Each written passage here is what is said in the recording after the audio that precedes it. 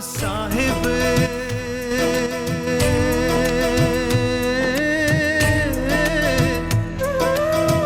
जग में महान है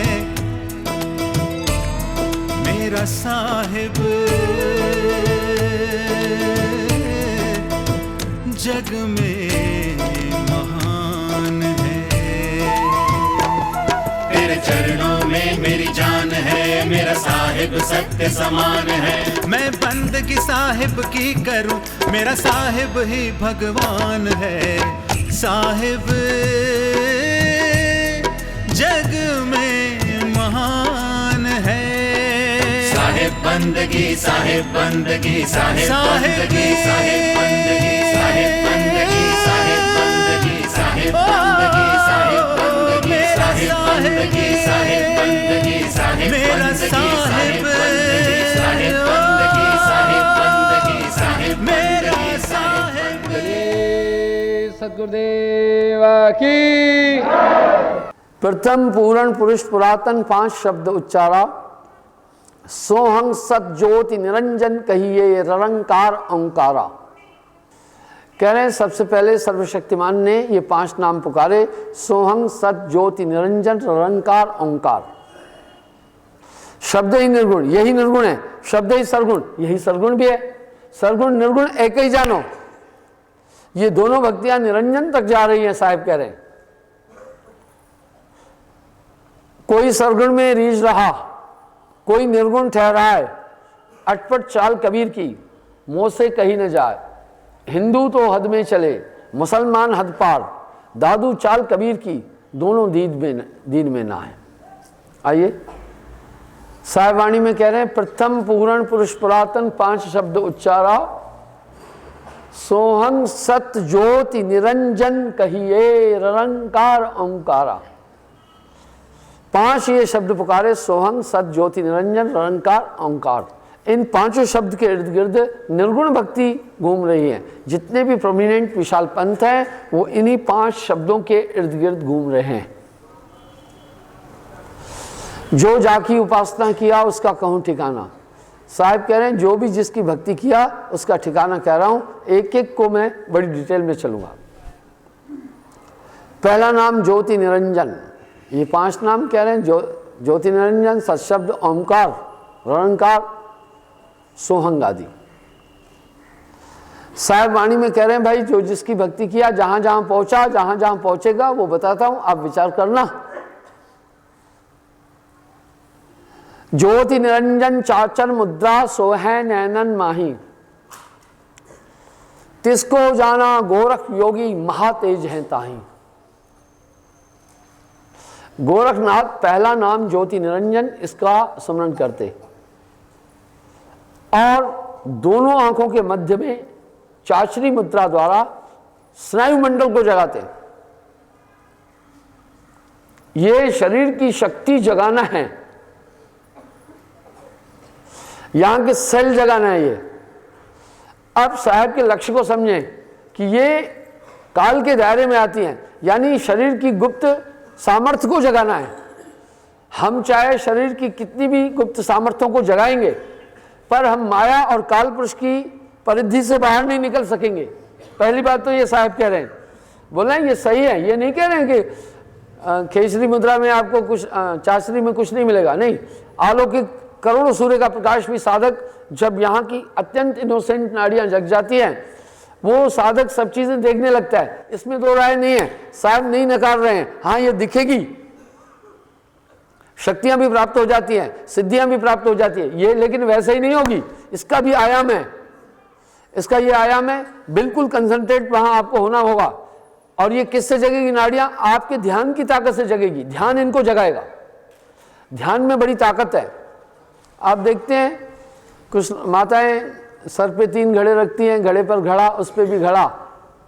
जब 3 घड़े हैं तो ऊपर वाले घड़े तक तो हाथ नहीं पहुंचा, तो भी रुका हुआ है। 4-5 किलोमीटर यात्रा भी तय कर लेती हैं, रास्ता भी देखना होता है, आपस में बातचीत भी करती चलती हैं। आपन रंग रचे सखियन संग सूरत घड़े पर लाए। घड़ा क्यों नहीं गिरा? कंसंट्रेशन के अंदर ग्रिपिंग पावर भी है। पक्का है, उसी से घड़ा पकड़ा था, इसी पावर से वो सेल जगेंगे। आज तो लेप्रोसी के लिए डॉक्टर लोग क्या एडवाइस कर रहे हैं कि जो एरिया अफेक्टेड बाय लेप्रोसी है उस पर कंसंट्रेशन रखो, एक्टिव हो जाएगा। आगरा में लेप्रोसी सेंटर में एक हमारा सत्संगी था, उसको लेप्रोसी हो गई थी, तो वो वहाँ एडमिट था। मैं उससे मिलने गया, थोड़ा डॉक्टरों से मेरी बात हुई, तो उन्होंने कहा कि इनको आप समझा के जाएं, कंसंट्रेशन वहीं पर रखें। तो मैंने कहा कंसंट्रेशन से क्या प्रयोजन है? बोला कंसंट्रेशन वार्मिंग करता है, उस पॉइंट को एक्टिव करता है, तो लेप्रोसी की ये ट्रीटमेंट है। जैसे कैंसर के लिए लेज़र किरणें दे करके सेकते हैं, इसी तरह वो कह रहे कंसंट्रेशन। मैंने कहा कंसंट्रेशन से आस्था रखते हो? बोला नेचुरल है, जहाँ भी आपका कंसंट्रेशन है वो पॉइंट एक्टिव होगी, इसलिए इसमें ये योग कहलाता है। योग कहते हैं जोड़ को, योग कहते हैं संध। इस तरह वो अपना कंसंट्रेशन उस पॉइंट पर रखते हैं, कंसंट्रेट होते हैं। तो काफ़ी परिश्रम करने से ये भी इनिशियली नहीं होगी, ये नहीं कि थोड़ा ध्यान रखा और ये खुल गई। इसके लिए काफ़ी गहराई में जाना पड़ता है, काफ़ी नियम संयम से रहना होता है। और योग में कोई भी योग हो, ये योग कहलाता है। योग दो प्रकार का है, स्थूल और सूक्ष्म। जो स्थूल योग है हम अपनी मसल्स के लिए करते हैं, जैसे मत्स्य आसन है, भुजंग आसन है, धनु आसन है। ये आसन जो हम लोग करते हैं ये अपनी इस मसल्स को एक्टिव करने के लिए। और जो आंतरिक योग है वो हमारे अंदर के जो डीपर सेल है उनको एक्टिव करने के लिए करते हैं। बस इसका ये प्रासंगिकता है। साहब ने इस पर आपेक्ष करके गोरख से एक प्रश्न किया। जब उन्होंने सुषुम्ना नाड़ी और योग की बात की तो साहब ने कहा इंडा विंसे, पिंगला विंसे, विंसे सुखमन नाड़ी। हे गोरख, मौत के टाइम पर ईंडा नाड़ी भी खत्म हो जाती है, पिंगला भी खत्म हो जाती है और सुषुम्ना भी खत्म हो जाती है। कहे कबीर सुनो हो गोरख, कहाँ लगई वो ताड़ी। फिर बोला कहाँ कंसंट्रेशन करोगे भाई, बाद में बड़ा वजन है। बड़ी टू द पॉइंट साहब की बात रही है। साहब ने सबसे गोष्ठियां की है, उनको ये कहा भाई ये तुम्हारी थ्योरी सक्सेस नहीं है। और आज हमारे देश में काफी लोग चाचरी मुद्रा में जाते हैं। कुछ लोगों को तो पता ही नहीं है इन मुद्राओं का, लगे हुए हैं, बस वो एक ही रट रटे हैं, अंदर में अंदर में अंदर में। भैया कॉलेज में अलग अलग अलग सब्जेक्ट हैं, अलग अलग विषय हैं, उसी के हिसाब से फिर आगे कोई आदमी अगर सोचे कि भाई मैं मैथमेटिक्स से एमएससी करके लेक्चरर बनूं बायो का, तो नहीं हो पाएगा। सब्जेक्ट फिर बायो को से रिलेटेड हो, कनेक्टेड हो या बायो हो, तब तो आगे बढ़ेगा। इस तरह कुछ लोग अंतर्योग को भी नहीं समझ रहे हैं, जैसे कुछ लोग बाहरी साधना को नहीं समझ रहे, वो लगे हुए हैं। जब उनसे पूछो भाई कौन सी साधना कर रहे हो, उनको पता ही नहीं है, जानकारी बड़ी कम है। कुछ कुछ महात्माओं को भी नहीं पता चलता है।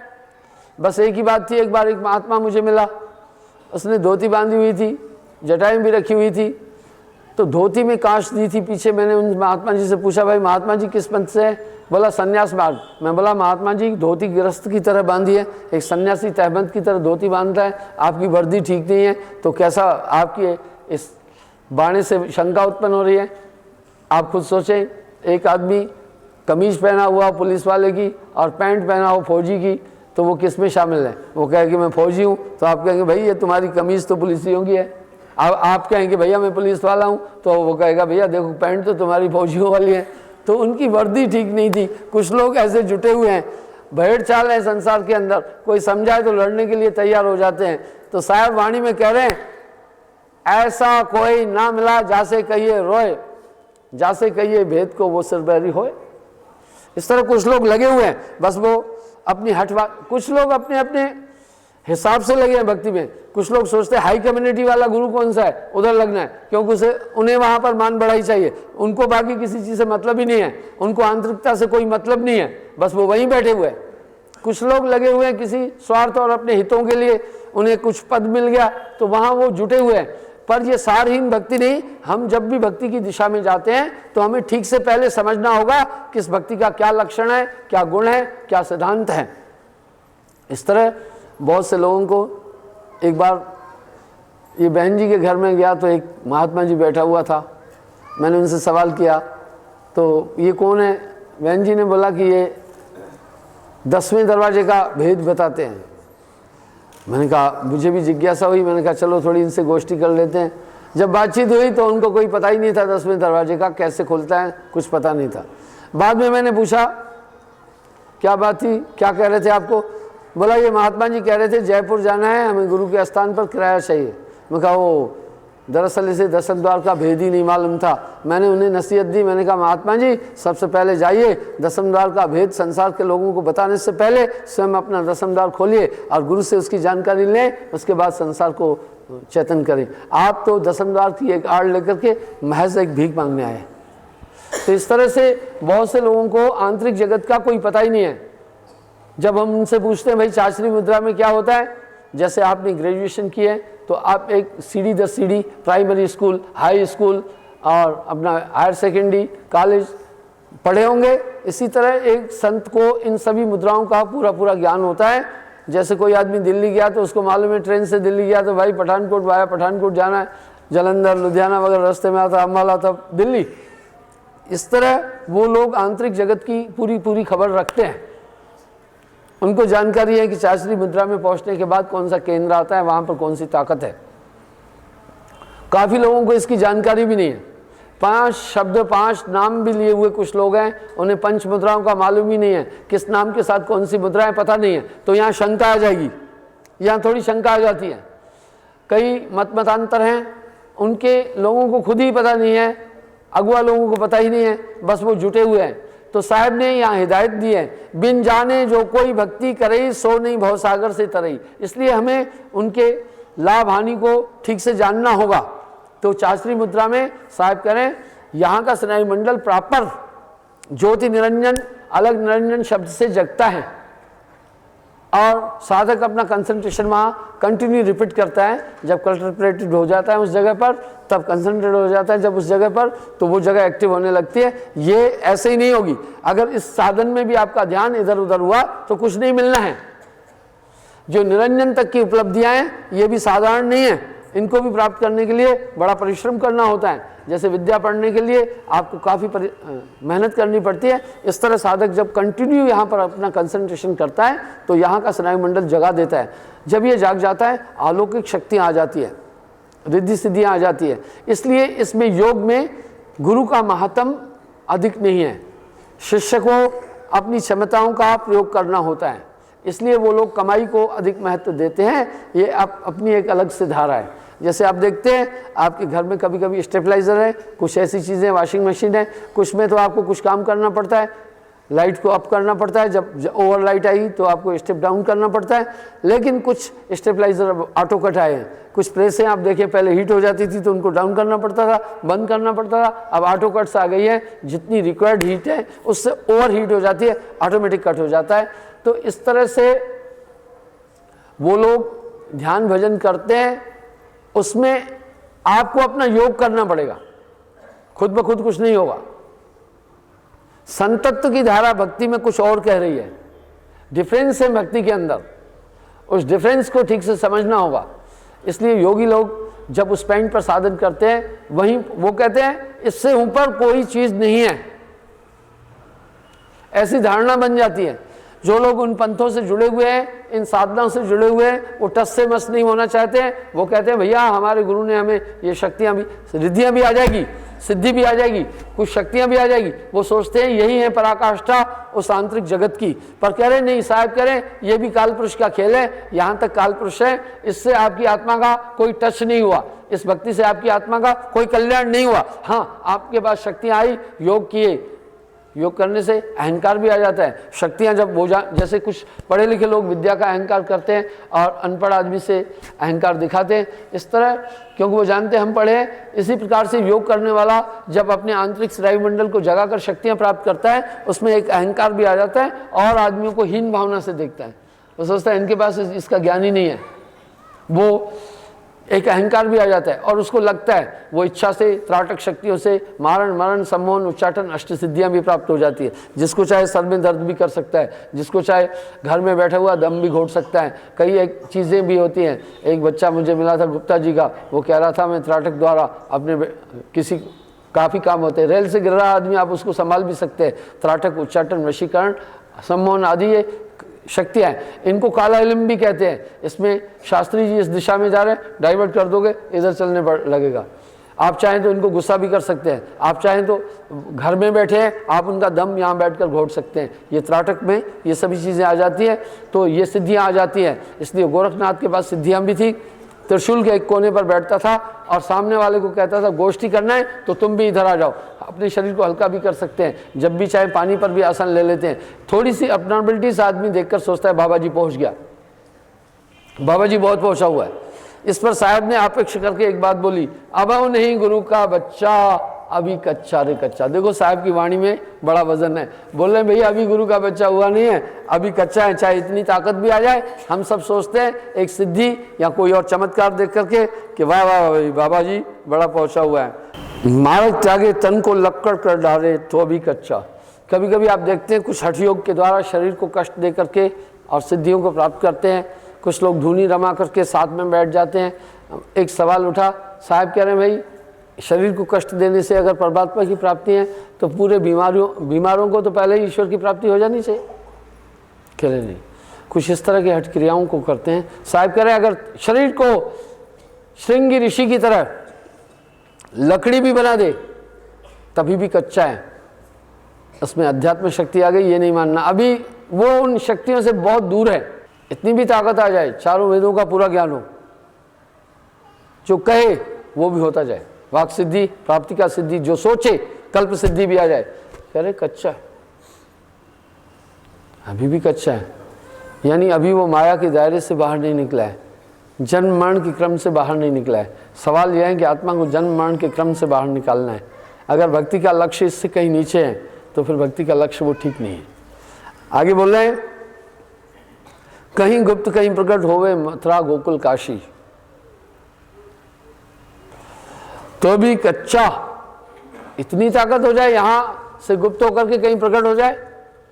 आपने रामायण काल में, रामायण सीरियल में भी देखा होगा, रावण मेघों में और शून्य में जब चाहता था गुम भी हो जाता था। ये सिद्धियां हैं। मेघनाथ मेघों में समा जाता था, इस तरह नजर भी नहीं आए। ये शक्तियां हैं। इतनी ताकत भी आ जाए, साहब कह रहे हैं तो भी कच्चा। लेकिन आम आदमी के लिए शक्ति बहुत बड़ी है। एक ने कहा बाबा जी ने कृपा की, हमारी दुकान बड़ी टॉप चल रही है, इनके अलावा किसी को नहीं मानूंगा। मैं कहा भैया ठीक है, बाबा जी ने आपकी दुकान चला दी पर आपकी आत्मा को ठिकाने पर थोड़ी लगा। हम भी मान रहे हैं बाबा जी के पास एक ताकत थी, उस ताकत के द्वारा सिद्धि दी और उसने इच्छा की, आपकी दुकान चल पड़ी। लेकिन एक दिन ना दुकान रहेगी ना आपकी ये बॉडी रहेगी। शुद्ध कर हंसा अपने देश। साहब की वाणी टू द पॉइंट है। वो सीधा कह रहे हैं भाई आत्मा का कल्याण तो इससे होना नहीं है ना।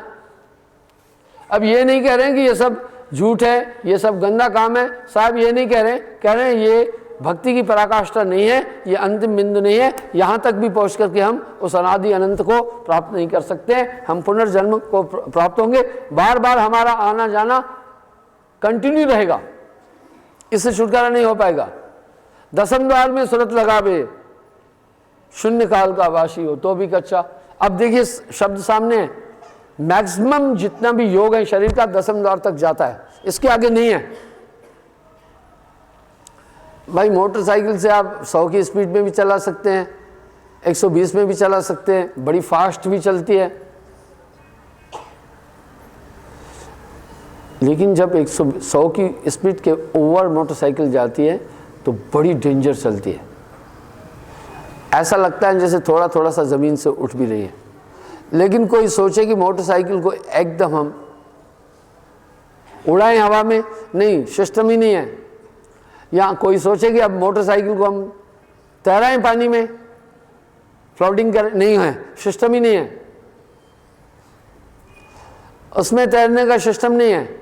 इस तरह दसम द्वार से भी अगर आप ओपन करने की कला जान लेंगे, सतलोक जाने का सिस्टम नहीं है। ठीक है। साहिब मेरा